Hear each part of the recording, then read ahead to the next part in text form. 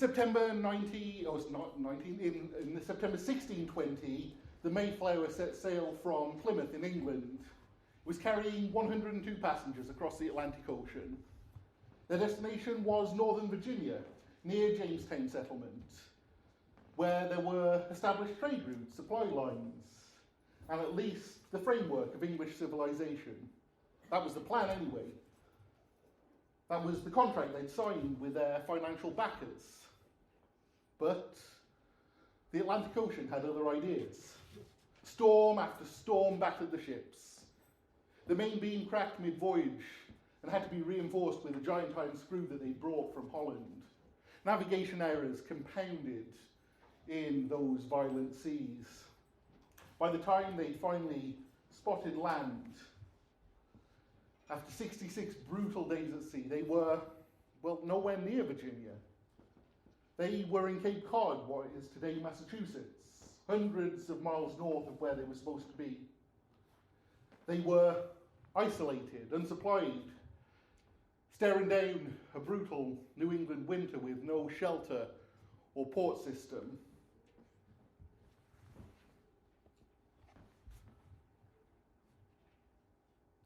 They were not at all where they had hoped to be. The Pilgrims, they were furious. That wasn't the plan. This was a disaster. William Bradford, who would later become their governor, wrote that some passengers even wanted to mutiny to force the ship back down south to the right destination, the place they'd actually intended to go, paid even to go. But it was too late in the season, and the ship was too damaged. The supplies were too low, and they were stuck with what looked like a catastrophic failure. What they didn't know, what they couldn't know at this moment, was that the wrong destination was actually the perfect one for them. The detour felt like a failure, but it was actually precision. The inconvenience that looked random was actually God's providence. Had they reached their intended landing spot in Virginia, they would have stepped into a colony wrecked by hunger, disease, and violent unrest. Instead, their mistake placed them in a place where survival was possible. In New England, what lay before them was not a barren wilderness that they'd feared, but a set of conditions far, far more favourable than the place that they'd intended to go. The shores of Cape Cod were deep harbours of fresh water. There were fields already cleared by native hands, all consequences of recent epidemics that had emptied the village of civilization but left the land prepared for cultivation. The local people, weakened and surrounded by rival tribes, welcomed these newcomers, not as invaders but potential allies. This precarious political moment, unknown to everyone on board, would open doors that might not have existed anywhere else. They aimed for convenience. God rooted them for survival. They wanted the established path. God gave them a harbour, fresh water, and what would become the cradle of religious freedom in the New World. This morning we are in Luke chapter 2, watching another family take a journey that they didn't plan, to a destination that felt inconvenient at a time that made no sense. But just like these pilgrims, we're going to see that when God is writing the story, there are no wrong turns. There are no accidents. There is only providence in the details. So let's read together Luke chapter 2, beginning at verse 1. In those days a decree went out from Caesar Augustus that all the world should be registered. This was the first registration when Quirinius was governor of Syria. And all went to be registered, each to his own town.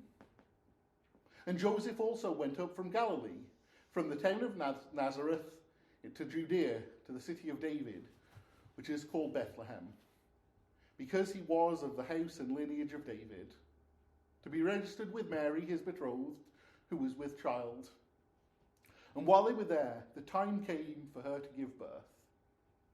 And she gave birth to her firstborn son, and wrapped him in swaddling cloths, and laid him in a manger, because there was no place for them in the inn. Here's the big idea this morning. God rules the rulers and threads every inconvenience to fulfill his promises. Exactly. Let me say that again. God rules even the rulers and threads inconvenience to fulfill his promises. Exactly. We're going to walk through three movements in this text. First, we'll see that God writes history, not Caesar.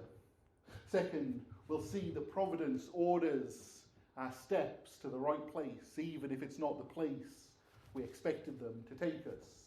And third, we'll see that God fulfills his promises with precision and humility.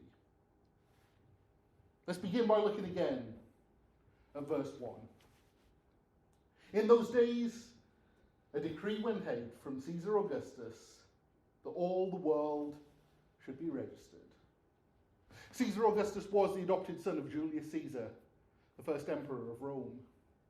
By the time of Luke's writing, Caesar Augustus had become a legend. He ruled in total for 41 years and controlled an empire that stretched from Spain to Syria.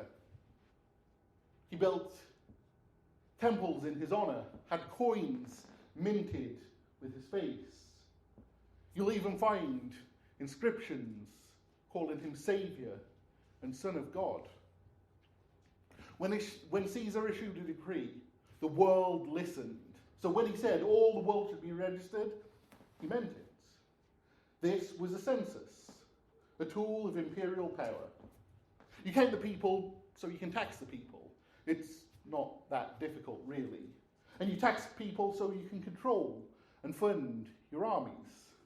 Especially in those days, that was how you kept the peace and expanded your empire. You fund armies so you can control more people, and the system continues. The machinery of empire, it's raw, it's human political power, flexing its muscles, and the census is the representation of all of that power. From a human perspective, this is exactly what is going on here. Caesar wants control and wants to consolidate his power. He wants everyone counted, catalogued, and reminded who is in charge. This is a secular decree with a secular purpose, issued by a secular ruler. It's interesting, though. Luke doesn't start the Christmas story with Mary, or the angels, or the shepherds, or the manger. He starts with Caesar Augustus. He starts with the most powerful man in the world issuing an order that will move millions of people across the Roman Empire. It doesn't appear that he starts this story with God. And yet that is precisely what he's doing here. Because even as he mentions Caesar, he also points us towards a secret. Caesar thinks he's writing history here, but God is the one who's holding the pen. Because 700 years earlier, 7 centuries before Caesar Augustus was even born, a prophet named Micah stood up in a little town south of Jerusalem and spoke these words that we've been thinking about throughout this series. But you, O Bethlehem, who are too little among the clans of Judah, from you shall come forth for me one who is to be ruler of Israel, whose coming forth is from days of old, from ancient days. That's Micah 5:2. Bethlehem, not Jerusalem, the capital. Not Rome, the centre of power. Bethlehem, this tiny, insignificant village.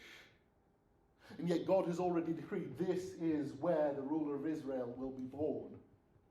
The one whose origins are from ancient days, the eternal king. This is the place you should expect to find him. And on a human level, there's a problem here. You see, he's chosen Mary, a woman who is not in Bethlehem. She lives roughly 80 miles north of Bethlehem. 80 miles may not seem that far with our cars. But in those days, it was a world away. Multiple day journey by foot through treacherous roads, the kind of journey no one would take by choice. They have no reason to go to Bethlehem. Mary's 9 months pregnant at this point. Travel is dangerous. The roads are rough. Bandits are common. This is the last time you would ever consider taking a multi-day journey on foot or on a donkey. But Micah 5:2 doesn't say the Messiah will be born in Nazareth. He says Bethlehem. So how does God get a pregnant woman from Nazareth to Bethlehem at exactly the right time? He uses a pagan emperor who's never even heard of Micah and does not care about Jewish prophecy. He uses Caesar to issue a decree. Caesar, who thinks he's strengthening Rome, who thinks he's building his legacy, who thinks he's the author of this moment. But what he's actually doing, what God is actually doing through him, is moving a carpenter and his pregnant wife 80 miles south to the exact time where the Messiah must be born, right on schedule, right as promised. Caesar is writing history. His name will appear in the history books. And yet God is holding the pen.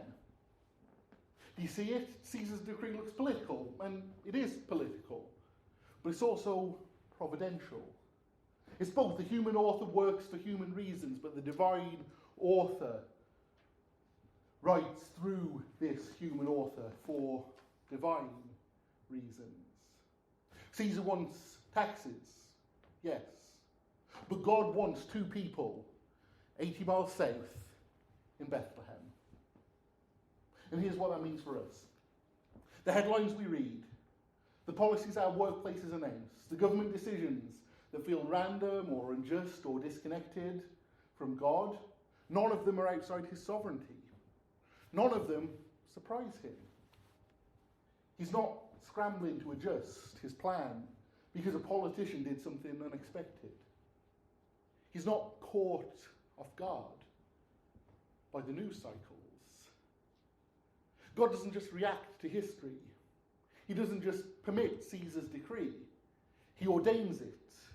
He threads it into his grand story of redemption so that precisely at the right time the 700-year prophecy comes true in a way that's completely unnatural and completely miraculous at the same time. So here's the application, and this is practical. Name something this week. A headline, a workplace policy, a decision someone in authority's made that feels random or frustrating or disconnected from God. Name it, write it down if you need to, and then pray over it. Pray specifically this week. Pray to see God's hidden thread instead of only the human author's intent. Don't just read the news and get angry. Don't just grumble about your boss or the government and assume God's absent. Ask him to give you eyes to see what's going on beneath the surface.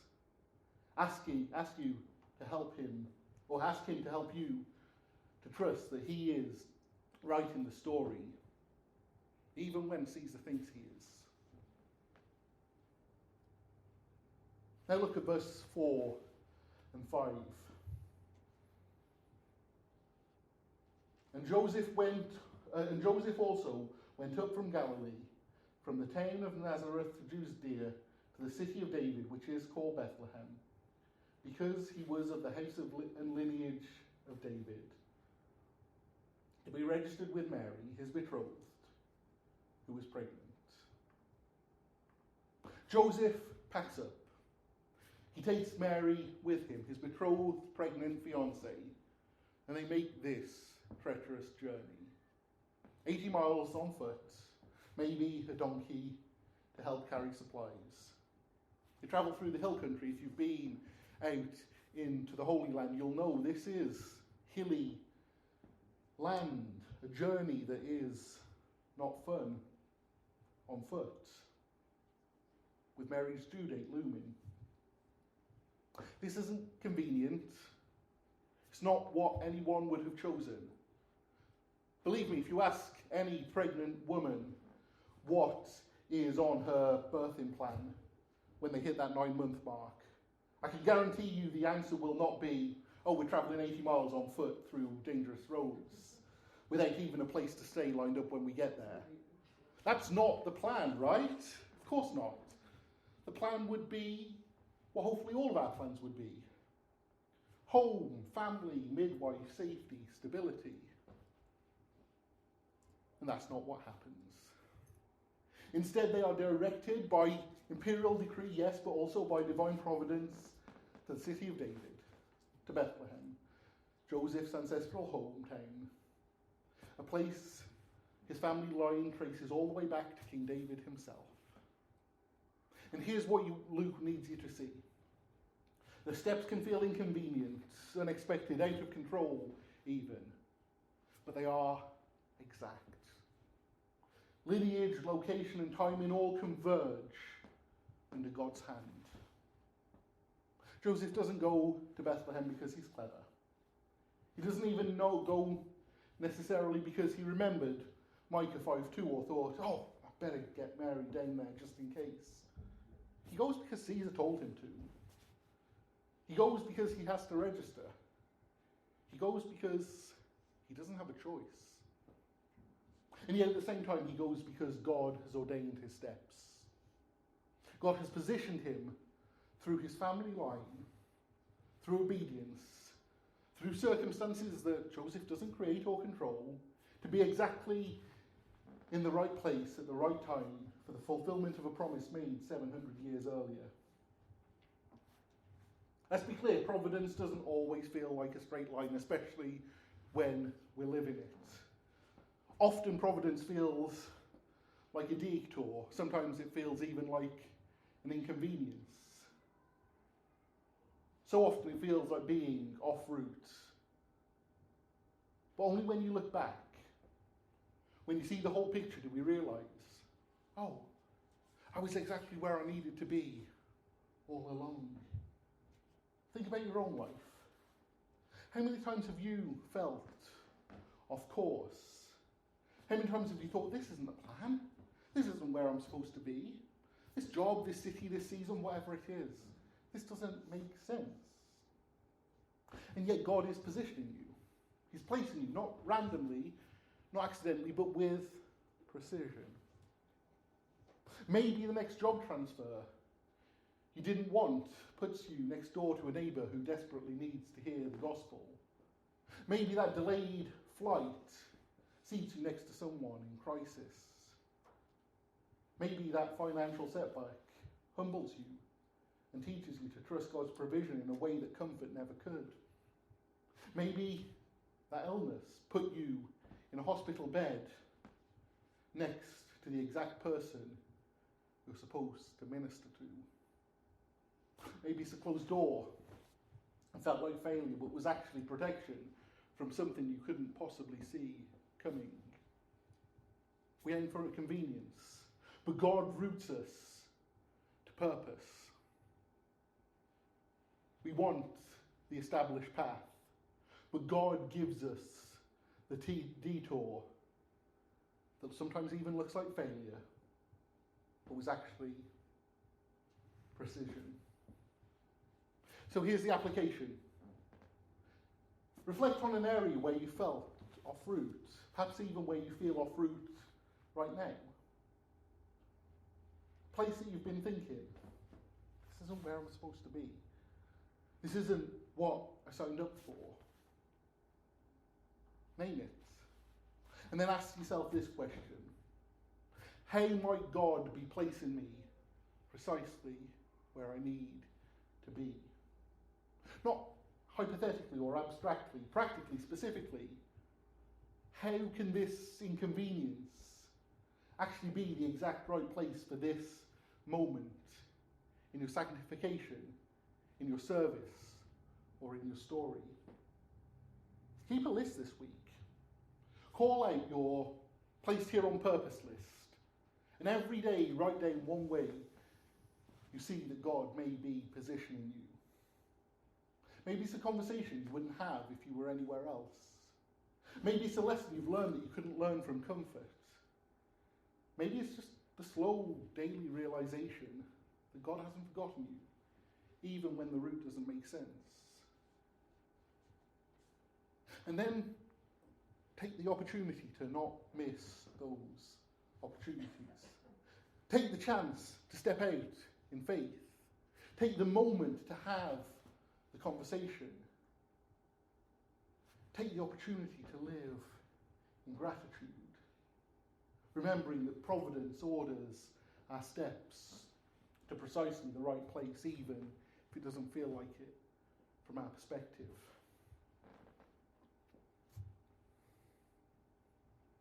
Verses 6 and 7. And while they were there, the time came for her to give birth. And she gave birth to her firstborn son and wrapped him in swaddling cloths and laid him in a manger, because there was no place for them at the inn. Notice something else here. Going into labour is not something a woman has any control over. These days we have caesarean sections and sweeps that perhaps give us a little bit more choice in the matter, but ultimately when the baby decides it's coming and there's not a thing you can do to stop it. The timing is outside of anyone's control, but not God's. The time came. Literally, if you read it in the Greek, it says, the days were fulfilled. And it's a phrase loaded with meaning. Not random or accidental, but in the fullness of time. A God's appointed moment. Exact place, Bethlehem, just like Micah said. Exact manner, a manger, a feeding trough for animals. Humility wrapped in swaddling cloths. The king arrives and almost no one notices. Caesar Augustus, he's in Rome, likely congratulating himself on a successful census and all those tax dollars that are coming in. Herod, the ruler of Israel, he's oblivious right now. Don't get me wrong, he'll learn soon enough. But at this point, he has no earthly idea what's going on down in Bethlehem. The religious leaders, likewise, they're in Jerusalem, going about their temple duties. The powerful, the connected, the insiders, they're all completely unaware. But in this tiny town, in this humble stable, in the most unimpressive circumstances imaginable, God keeps his word. And he keeps every word. Down to the city, down to the timing, down even to the manner of birth. This isn't vague spiritual fulfillment. It's not close enough. This is exact. If you count all of the prophecies Jesus' birth needed to fulfill, the odds are literally impossible that anyone would fulfill them by chance. But this isn't chance. This is God's sovereign decree. Bethlehem, not Nazareth, the manger, not a palace. The humility of the incarnation is part of the precision of the promise. And here's what it means for us. If God is this precise in fulfilling his promise to the world, then he's also this precise in fulfilling his promises to you. Listen, I know some of you are weary. I know some of you have been praying for something for a long time. Been waiting for God to move, to answer, to provide. I know for some of you it feels like God is silent, like he's forgotten, like the promise has delayed too long. So much so that it may as well have been denied. But God isn't vague. He's not forgetful. He doesn't round off his promises to get close enough. When he says he'll do something, he does it. When he gives you his word, he keeps it. Not necessarily on our timeline, not necessarily in the ways that we expect, but precisely, exactly, in the fullness of time. We want comfort, and that's understandable. But sometimes there's not even any room at the inn. But all the while he's working, threading every inconvenience, ordering our steps, writing the story, keeping every word. So here's the application. And this one requires retraining how we think. When circumstances feel less than what we hope for, when we get the manger instead of the palace, when there's no room at the inn, when the answer to prayer looks humble or ordinary or smaller than we expected, let's learn to pause. Stop before we spiral into disappointment, and instead learn to ask ourselves this one simple question.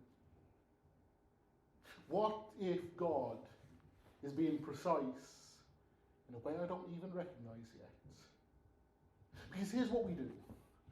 We assume God's faithfulness looks like we expect it to. We assume it should be impressive.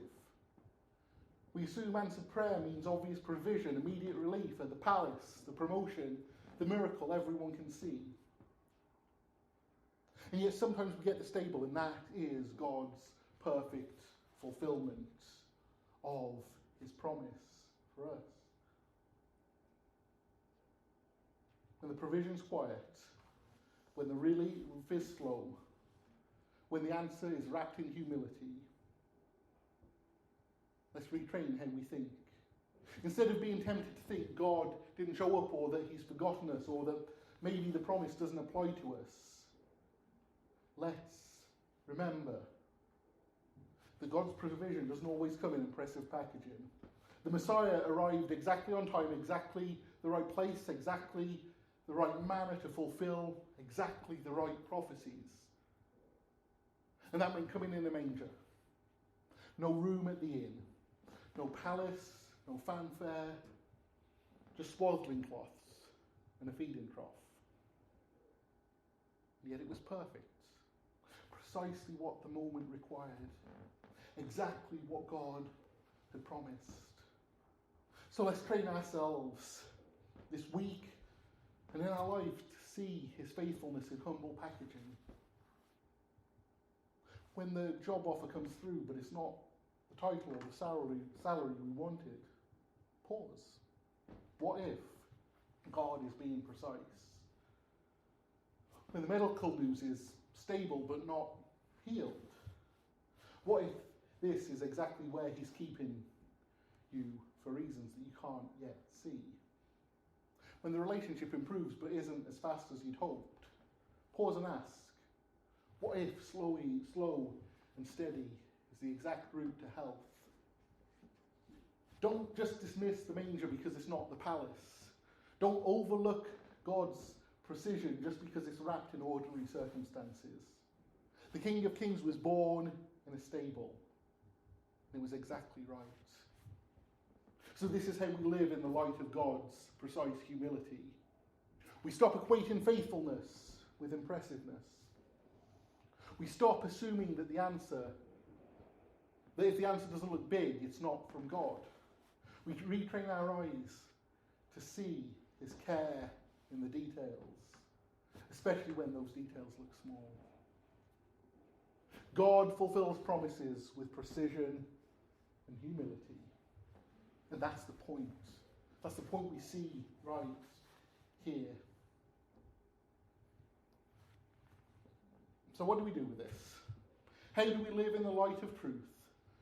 The rulers and rules and threads, even those that are inconvenient, are woven together to fulfill God's exact promise.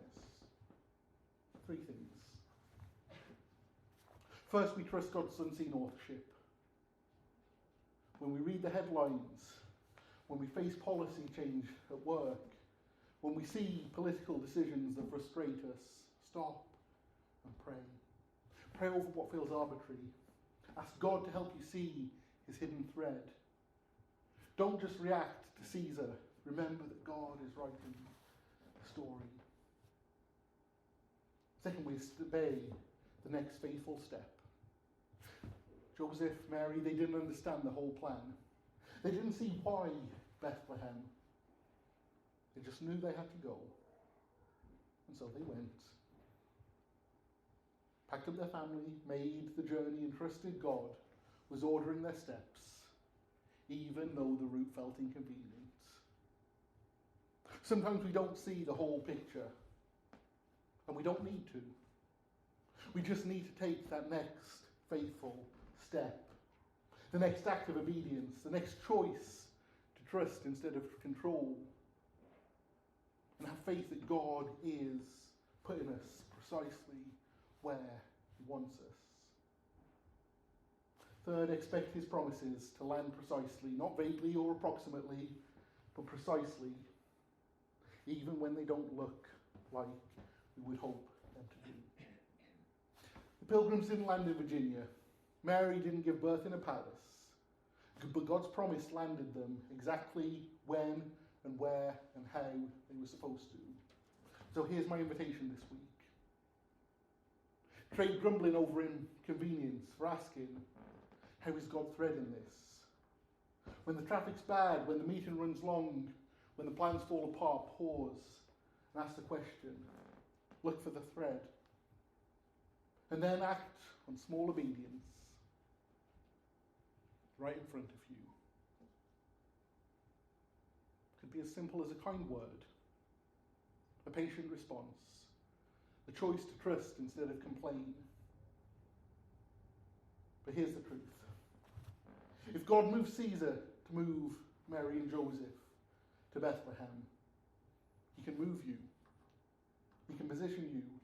He can use the inconvenience you're facing today to put you exactly where you need to be tomorrow.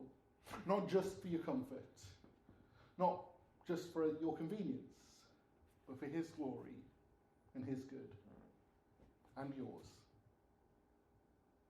Providence is in the details. The detours are not accidents. The delays are not failures. God is writing. God is threading. God is keeping his word. And one day when you look back, you'll see it. The way the pilgrims saw Cape Cod, the way Mary saw the manger, the way we all see the cross. We look back with eyes unveiled and realize that God was there the whole time. And here's the truth, some of us won't see the full picture this side of eternity even. But we live with faith and trust. God truly does work all things together for the good of those who believe and those who are called according to his purposes. The route we choose isn't the route. The route we need isn't always the route we choose. The place you didn't want is sometimes the place he's prepared. The king you expected to arrive in a palace arrived in a stable. It was exactly right. Perfect. Precisely on time. And if it's true then, it remains true today. So let's pray.